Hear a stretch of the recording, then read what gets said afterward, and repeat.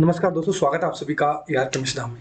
दोस्तों, आज मैं आरपीएससी, एचसीएफ एंड एफआरओ के 2018 के पेपर के बारे में कुछ एनालिसिस करूंगा और यहाँ जो क्वेश्चंस आए हुए हैं उनके बारे में डिटेल्स डिस्कस करूंगा।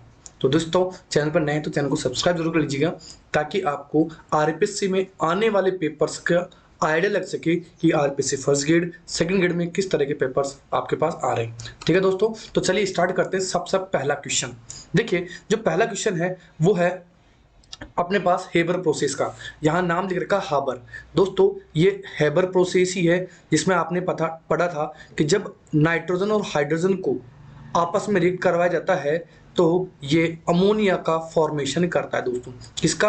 अमोनिया। यानी अमोनिया के बनाने के लिए जिस मेथड का यूज करते थे वो कौन सा था? एक हेबर प्रोसेस था। सबसे इंपॉर्टेंट बात दोस्तों, इसमें यूज होने वाले उत्प्रेरक की बात की जाती है। यहां जो उत्प्रेरक होता है दोस्तों वो होता है एफी। कौन सा? आयरन उत्प्रेरक होता है। और इसका जो प्रोमोटर होता है, प्रोमोटर यानी इसको अपन बोलते हैं उत्प्रेरक वर्धक, यानी जो उत्प्रेरक की क्रियाशीलता को बढ़ा दें वो होता है दोस्तों मोलिब्डेनम। कौन सा होता है? मोलिब्डेनम। तो अपने पास यही क्वेश्चन पूछा गया है कि निम्न में से कौन सा हेबर प्रोसेस में लोहे के लिए वर्धक का कार्य करता है। यानी लोहा का मतलब आयरन हो गया दोस्तों। एफी मेटल जो कि एक कैटलिस्ट की तरह, उत्प्रेरक की तरह काम करती है हेबर प्रोसेस में, और यहाँ एमओ मोलिब्डेनम या इस उत्प्रेरक के वर्धक की तरह काम वर्क करता है। ठीक है दोस्तों, आगे चलिए क्वेश्चंस की बात करें तो इसका आंसर दोस्तों ये हो जाएगा मोलिब्डेनम। चलिए नेक्स्ट क्वेश्चन की बात करें। नेक्स्ट क्वेश्चन कोऑर्डिनेशन केमिस्ट्री का है। दोस्तों ध्यान रखना, यहां से कोऑर्डिनेशन केमिस्ट्री के लगातार 5 या 4 क्वेश्चंस आपको पूछे गए थे एसीएफ के अंदर। और आरपीएससी में ये एक कंसेप्ट है कि कंटिन्यूअस चैप्टर वाइज क्वेश्चन पूछे जाएंगे ना, तो कम से कम 2-2 3-3 क्वेश्चन चैप्टर वाइज पूछते हैं, तो हमें ध्यान रखना है। देखिए, ये आईपीसी नेम पूछ रहा है इसका, दोनों के दोनों कॉम्प्लेक्स है। कॉम्प्लेक्स की बात करें दोस्तों तो कॉम्प्लेक्स का अगर मैं क्लासिफिकेशन करूं जनरली पहचानने के तौर पर, तो एक अपने पास होता है कॉम्प्लेक्स यानी सिंपल कैटायन और कॉम्प्लेक्स एनायन यानी सिंपल पॉजिटिव कॉम्प्लेक्स नेगेटिव। दूसरी कैटेगरी हो सकती है दोस्तों कॉम्प्लेक्स पॉजिटिव और सिंपल नेगेटिव यानी काउंटर आयन के रूप में। तीसरी जो कैटेगरी होती है दोस्तों वो होती है complex positive and complex negative. चौथी जो कैटेगरी होती है वो न्यूट्रल होता है कॉम्प्लेक्स। पांचवी हो सकती है कि कॉम्प्लेक्स के नेगेटिव चार्ज हो राइट हैंड साइड पर, तो आप इसको कह सकते हैं कॉम्प्लेक्स नेगेटिव। और एक कंडीशन होती है दोस्तों जब पॉजिटिव चार्ज होता है कॉम्प्लेक्स पर, यानी कॉम्प्लेक्स पॉजिटिव। ये कौन सा था? सिंपल पॉजिटिव कॉम्प्लेक्स नेगेटिव, ये complex positive simple negative, complex positive complex negative. तो देखिए ये वाली कैटेगरी यहां दे रखी है।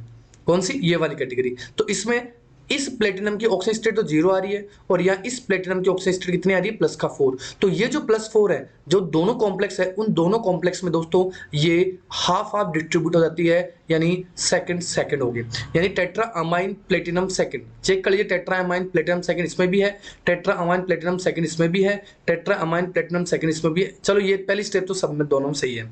फिर आएगा टोटो। अच्छा, यहाँ कॉम्प्लेक्स पॉजिटिव होता है। जब कॉम्प्लेक्स पॉजिटिव होता है, जब कॉम्प्लेक्स पॉजिटिव होता है दोस्तों, तो ध्यान रखना जो सेंट्रल एटम है, केंद्रीय परमाणु, परमाणु कौन सा? सेंट्रल एटम, केंद्रीय परमाणु। इस केंद्रीय परमाणु के नेम में कोई चेंज नहीं होता है, जैसा था वैसा वैसा, यानी प्लेटिनम का केवल प्लेटिनम ही रहेगा।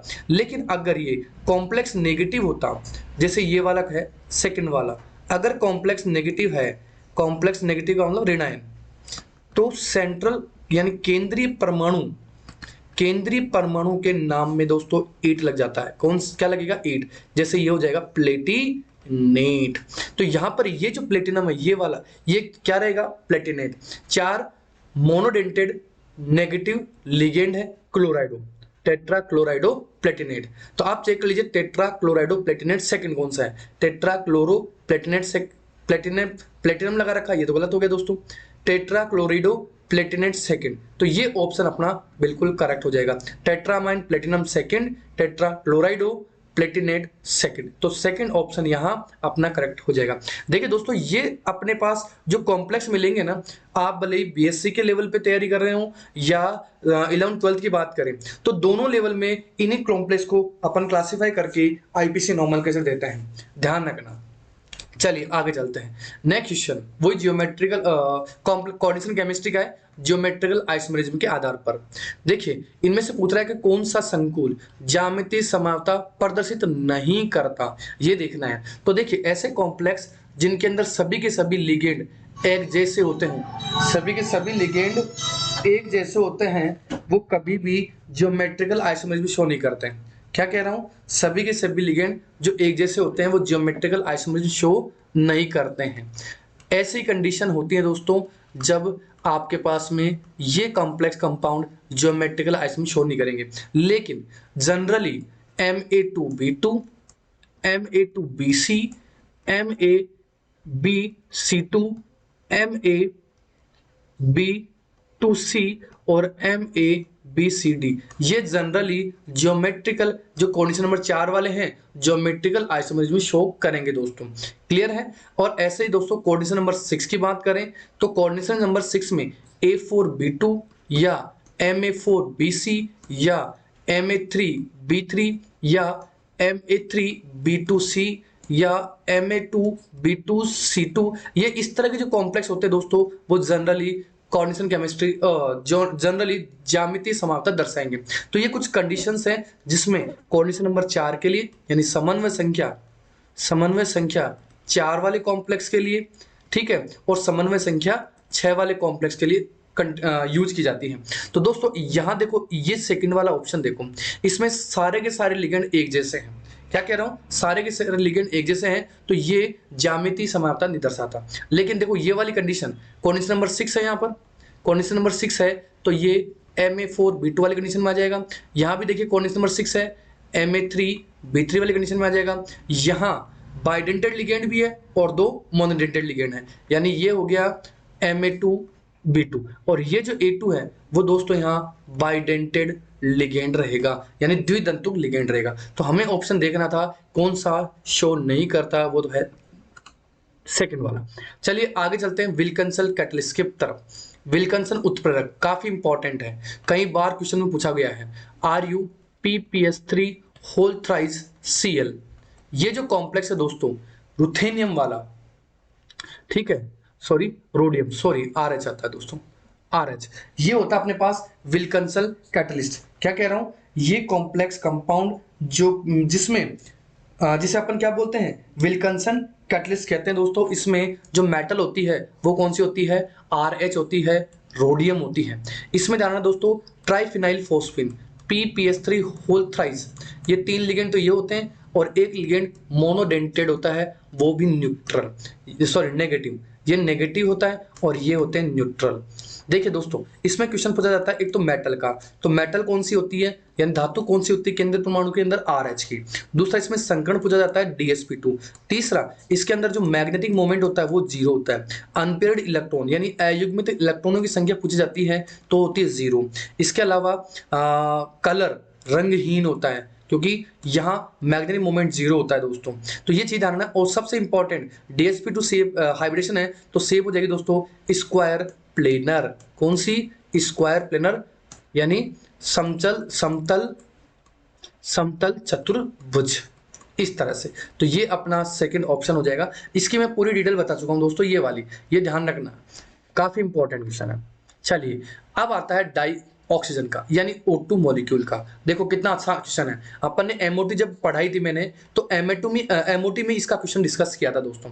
ये एक बायो रेडिकल होता है। देखिए अगर मैं इसके लास्ट इलेक्ट्रॉन की बात करूं MOT के बेसिस पर लास्ट इलेक्ट्रॉनों की, इन 4 इलेक्ट्रॉन की मैं बात करूंगा। थोड़ा एमो डायग्राम बता देता हूं मैं एक बार इसके बारे में। ये है एमो डायग्राम, ठीक है। यहां अपने पास 4 इलेक्ट्रॉन थे और यहाँ पे भी अपने पास 4 इलेक्ट्रॉन थे, ठीक है। यहाँ 2 इलेक्ट्रॉन भर दिए, यहाँ भी 2 इलेक्ट्रॉन, 6 इलेक्ट्रॉन हो गए और यहाँ एक एक इलेक्ट्रॉन भरते हैं। ये जो कंडीशंस होती हैं ये होती है π*2px वाली and pi star 2p Y वाली। तो यहाँ देखिए दोनों के दोनों इलेक्ट्रॉन अनपेड है, तो ये फ्री रेडिकल के रूप में, देखो क्या कह रहा है बाई रेडिकल। बाई रेडिकल का मतलब यहाँ 2 इलेक्ट्रॉन फ्री प्रेजेंट है, तो यहाँ मैं इसको बाई रेडिकल कह सकता हूँ। बिल्कुल, यह क्वेश्चन है असत्य कथन कौन सा है, लेकिन ये तो कथन सही है। दूसरा है बॉन्ड ऑर्डर 2 होता है, बंद क्रम कितना होता है 2 होता है। बिल्कुल, ऑक्सीजन ऑक्सीजन के बीच में डबल बॉन्ड पाया जाता है, इसका मतलब यहाँ इसका बॉन्ड ऑर्डर कितना हो जाएगा 2, बंद क्रम 2। इसके चुंबकीय गुण संयोजकता आबंधन सिद्धांत द्वारा स्पष्ट किया जाता है। बिल्कुल करेक्ट है, क्योंकि एमओटी के बेसिस पर ही, एमओटी के बेसिस पर, सॉरी वीबीटी है संयुक्ता बंध का मतलब वैलेंस बॉन्ड, तो ये गलत है दोस्तों। यहाँ इसके चुंबकीय गुणों के बारे में, एमओटी के बारे में बताया जाता है। क्या कह रहा हूं, एमओटी के बारे में बताया जाता है। इसके अणुकक्षक में, बिल्कुल ये बात आ गई अणुकक्षक की, ये वाले की, इस अणुकक्षक की बात कर रहा है ये। अंतिम 2 इलेक्ट्रॉनों के चक्रण बिल्कुल समानांतर होते हैं, बिल्कुल एक ही दिशा में दोनों इलेक्ट्रॉनों का चक्रण क्या होता है, समानांतर होता है। तो हमें असत्य कथन ढूंढना था, तो ये तीसरा कथन यहाँ गलत है, क्योंकि चुंबकीय गुणों की व्याख्या ऑक्सीजन O2 मॉलिक्यूल में एमओटी के बेसिस पे की जाती है, न कि वीबीटी के बेसिस पर, वैलेंस बॉन्ड थ्योरी या संयुक्ता बंध सिद्धांत के आधार पर नहीं की जाती। नेक्स्ट चलते हैं दोस्तों। देखिए ये टोटल 3 से 4 क्वेश्चन आपके एसीएफ में पूछे हैं, और ऐसे ही आरपीएससी में भी ये क्वेश्चन पूछे जा सकते हैं दोस्तों। देखिए अपने पास कॉम्प्लेक्स दे रखा CONS3 4Cl2, ये एक कॉम्प्लेक्स है जिसका कोऑर्डिनेशन नंबर 6 है, ठीक है। अब देखिए अगर ये देखें तो ये दोस्तों जियोमेट्रिकल आइसोमर शो करेगा, बिल्कुल 100% जियोमेट्रिकल आइसोमर शो करेगा। अब ये कह रहा है कि यहाँ इसके अंदर एक Cl हो रहा है। अब ये कह रहा है दोस्तों कि जब इसको सिल्वर नाइट्रेट के साथ में रिएक्शन करवाया गया तो कितने AgCl के मोल अवक्षेपित होंगे।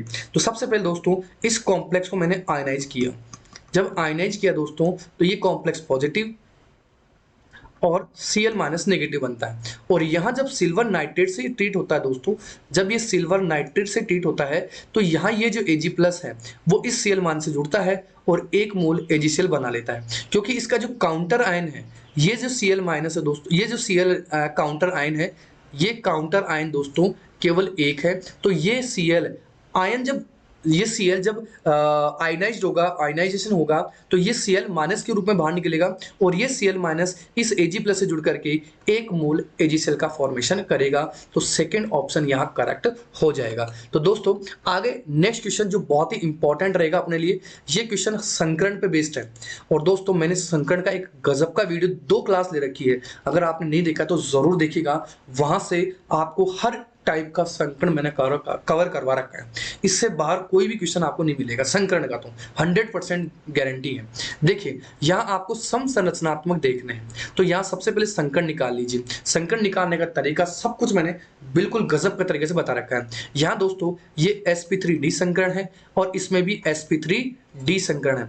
इसकी जो शेप है दोस्तों वो है लीनियर यानी रेखीय है, इसमें भी जो शेप है वो लीनियर या रेखीय है, ठीक है। तो हमें यही देखना था कि कौन सा युग्म समसंरचनात्मक है, तो ये पहला युग्म हो गया दोस्तों जो कि समसंरचनात्मक है। लेकिन मैं इसके बारे में बता देता हूं दोस्तों, ये हो गया अपने पास sp3d, लेकिन यहाँ जो स्ट्रक्चर है वो ट्राइगोनल बाइपिरामिडल त्रिकोणीय द्विपिरामिड है। यहाँ ICl5, देखिए ICl5 की बात करें तो यहाँ 7 और 5 12 यानी sp3d2 संकरण दोस्तों, कौन सा sp3d2 है, जहां इसकी जो शेप होती है दोस्तों वो कुछ इस तरह से होती है, ये वाली, ये स्क्वायर पायरेमिडल, कौन सी होती है, स्क्वायर पायरेमिडल इसकी शेप होती है, यानी पिरामिड चतुष्फलकीय बोलते हैं शायद हिंदी में।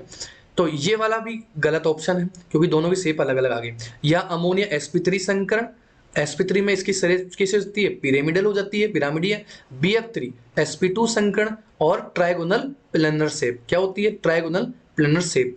SO3 के अंदर देखिए दोस्तों 6 और 2 8 यानी sp3 संकरण और 3 बॉन्ड पेयर 1 लोन पेयर है, तो पायरेमिडल शेप है। और यहाँ देखिए दोस्तों 4 और 2 6 sp2 संकरण और sp2 संकरण में 3 बॉन्ड पेयर 0 लोन पेयर यानी ट्राइगोनल प्लेनर शेप है। तो दोस्तों इस तरह से मैंने यहाँ से ये आंसर निकाल लिया कि ये जो पेयर है वो समसंरचनात्मक होगा, एक आइसो स्ट्रक्चरल पेयर होगा।